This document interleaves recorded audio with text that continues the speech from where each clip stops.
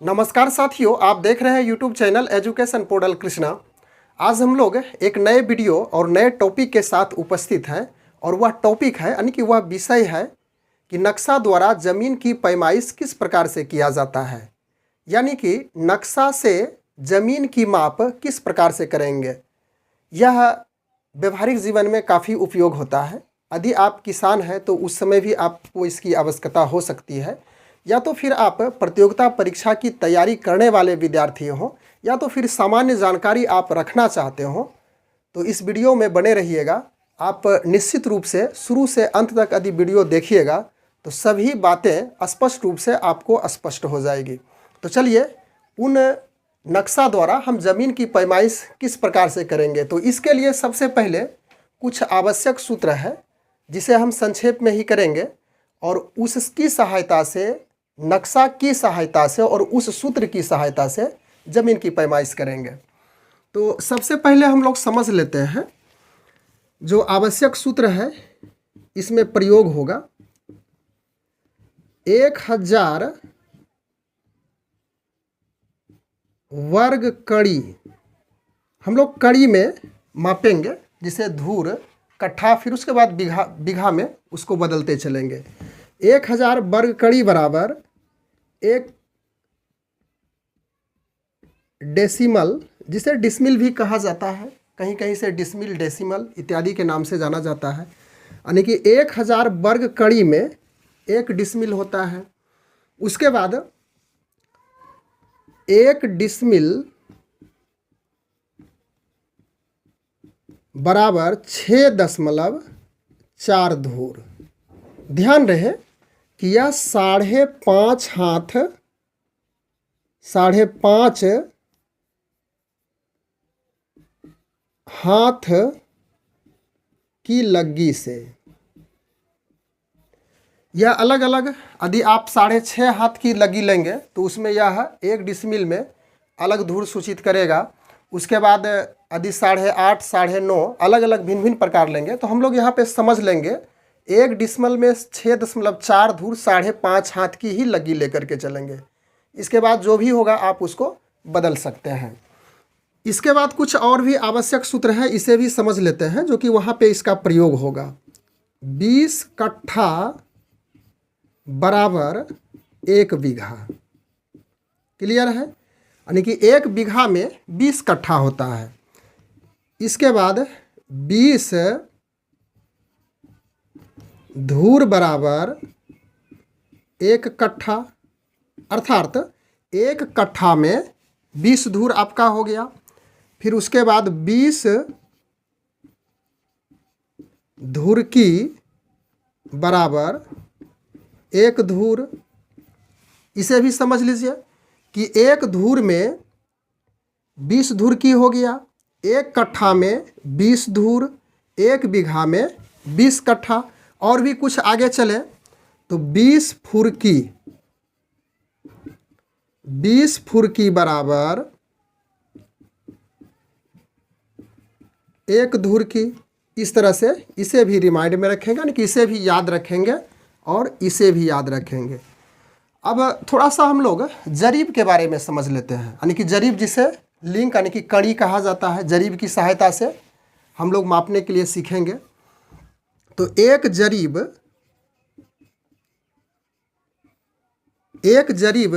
को यदि हम गज में कन्वर्ट करें तो 1 जरीब 22 गज का होता है। उसके बाद 1 जरीब में ही 66 फीट होता है, यानी कि 66 फीट का 1 जरीब, 22 गज का 1 जरीब। उसके बाद इसे हाथ में यदि कन्वर्ट करें, हाथ में बदलें, तो 44 हाथ का 1 जरीब हो जाता है। फिर इसे यदि बित्ता में कन्वर्ट करें तो 88 बित्ता में 1 जरीब होता है, और मीटर में यदि इसको बदलें तो 20 मीटर का 1 जरीब हो जाता है। इतना हमें इस सूत्र को हमेशा याद रखना है। उसके बाद हम लोग नक्शा द्वारा ज़मीन की पैमाइश किस प्रकार से करेंगे उसको अब समझते हैं। तो सपोज कीजिए कि नक्शा में इस प्रकार से एक प्लॉट दिया हुआ है। यानी कि खेत दिया हुआ है। तो एक गुनिया होता है, गुनिया को आप देखे ही होंगे। यदि गुनिया आपके पास नहीं अवेलेबल है तो सामान्य रूप से जो इंच का व्यवहार करते हैं बच्चे लोग, पढ़ने के लिए इंच यानी कि स्केल का प्रयोग करते हैं, तो वह भी एक प्रकार का गुनिया ही है। लेकिन गुनिया में एक लाइनिंग जो खिंची हुई होती है वह बहुत बारीक होती है, लेकिन स्केल में वह लाइन आपको बारीक नहीं मिलेगी, उसमें बड़े बड़े घर को दिखाया गया है। तो गुनिया की सहायता से हम इसे सबसे पहले यहाँ पे गुनिया को रखेंगे और गुनिया से यहाँ तक इसकी पैमाइश करेंगे। या तो समझने के दृष्टिकोण से नक्शा का जो क्षेत्र है उसको बड़ा करके विस्तारित रूप से बताया गया है। सपोज कीजिए कि आपने इस पे रखा और गुनिया की सहायता से हमें ज्ञात हुआ कि यह लगभग चलिए 500 कड़ी हो गया। उसके बाद पुनः यह सबसे लंबा पार्ट है, यह सबसे लंबा है। उसके बाद यह चौड़ा है, तो इसको हम चौड़ाई कहेंगे, इसको भी चौड़ाई कहेंगे, इसको लंबाई और इसको लंबाई कहेंगे। तो गुनिया यहाँ पे रखने के बाद हमें यहाँ से यहाँ तक ज्ञात हुआ कि यह 500 कड़ी है, इसे लिख लिया मैंने। उसके बाद फिर नीचे गुनिया रखने के बाद पता चला कि यह 700 कड़ी हुई। इसके बाद चौड़ाई में आते हैं, तो यहाँ से फिर गुनिया इसी प्रकार से रखेंगे, तो यह हो गया 100 कड़ी। जो भी आपका आ जाए, जैसा प्लॉट मिलेगा उस अनुसार से आपको इंगित करना है। और इधर रखने के बाद पता चला कि यह 200 कड़ी हो गई। तो ध्यान दीजिए कि यह लंबाई हुई, यह भी लंबाई, यह चौड़ाई और यह चौड़ाई। तो लंबाई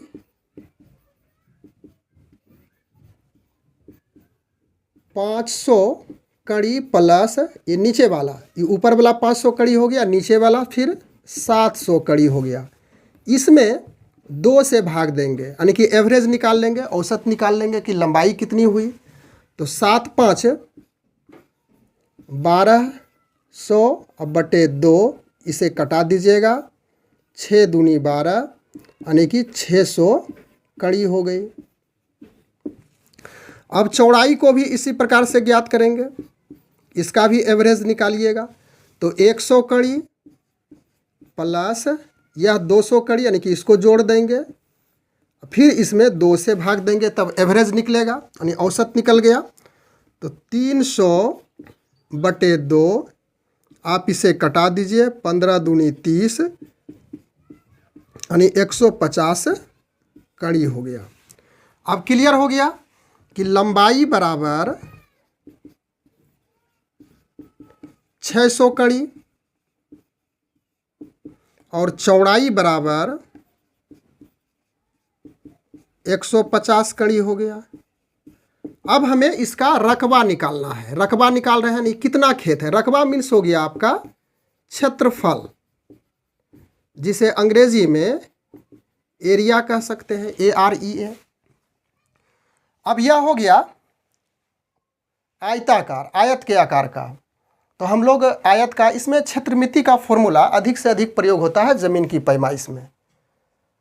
तो आयत का क्षेत्रफल का फॉर्मूला आप जान ही रहे हैं कि लंबाई और चौड़ाई को गुना कर देंगे तो उसका रकबा यानी कि क्षेत्रफल निकल जाएगा। तो इसका क्षेत्रफल यानी कि रकबा निकालेंगे, रकबा बराबर लंबाई गुना चौड़ाई। तो लंबाई यहाँ पर है 600, चौड़ाई है 150, तो 15 छक्की 90, इस पे 3 जीरो लगा दीजिए। यह हो गया वर्ग कड़ी। क्लियर है यहाँ तक? यहाँ तक कोई परेशानी नहीं होनी चाहिए। अब वर्ग कड़ी में निकाल चुके हैं हम, इसे हम डिसमिल में कन्वर्ट करेंगे। और यहाँ पर आप ध्यान दीजिए कि 1000 वर्ग कड़ी में 1 डिसमिल होता है। क्लियर है? तो यदि यह जो वर्ग कड़ी निकला इसमें 1000 से भाग दे देंगे तो वह डिसिमल में कन्वर्ट हो जाएगा, यानी डेसिमल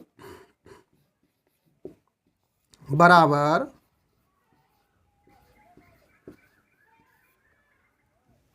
90,000 में 1000 से भाग दे दीजिए, क्योंकि 1000 वर्ग कड़ी बराबर 1 डिसिमल, यानी कि 1 डिसिमल में 1000 वर्ग कड़ी होता है। तो यह 90,000 में 1000 से हम भाग दे देंगे तो 1 2 3 1 2 3, यानी कि 90 यह डिसमिल निकल चुका है। अब आइए यहाँ पे इसको धूर में कैसे बदलेंगे। तो 1 डिसमल में 6.4 धूर होता है, 5.5 हाथ की लग्गी लेकर चल रहे हैं। तो 1 डिसमल में 6.4 धूर, तो हमें प्राप्त हुआ 90 डिसमल। तो स्पष्ट है कि धूर में जब कन्वर्ट होगा तो 90 गुना 6.4 करेंगे, क्योंकि 1 डिसमल में 6.4 धूर, तो 90 डिसमल में 90 गुना 6.4 धूर हो गया। अब इसे हम लोग गुना करते हैं 90 गुना 6.4 को, तो 64 गुना 9 कर लेंगे। तो 64 गुना 9 यानी कि 9 चौक 36 और 9 छौक 54 और 54 3 57। उसके बाद एक जीरो लगाएंगे और एक अंक के बाद ये पॉइंट है तो यहाँ पर पॉइंट लगा देंगे। तो यह हो गया 576 धूर। क्लियर, 576 धूर। अब 576 धूर को हमें कट्ठा में बदलना है। तो कट्ठा में बदलने के लिए यहाँ पर देखिए कि 1 कट्ठा बराबर 20 धूर होता है।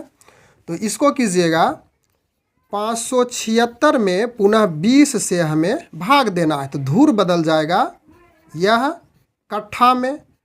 और यह हो गया 2 दूनी 4 40, उसके बाद 176, फिर 8 दूनी 16 160 हुआ और बच गया फिर 160, तो 28.8 यह कट्ठा में बदल चुका है। अब पुनः 28.8 कट्ठा को आप बीघा में बदलेंगे तो फिर इसे 20 से भाग देंगे और भाग देने के बाद जो प्राप्त हो जाए। तो यह हो गया 2 से कटाइए 28.8 बटे 20 गुना कर लेते हैं, पॉइंट हटा करके 10, तो यह 10 हो गया। यहाँ पे 2 ही रखते हैं। 14 दूनी 28, फिर हो गया 4 दूनी 8, यानी ऊपर में 144 बटे 100 और यह हो गया 1.44 बीघा।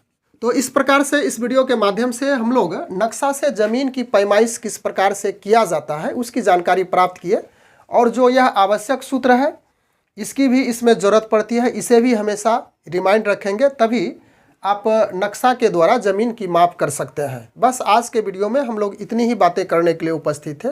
मिलते हैं फिर इसी प्रकार से अन्य वीडियो में। Thanks for watching, good bye.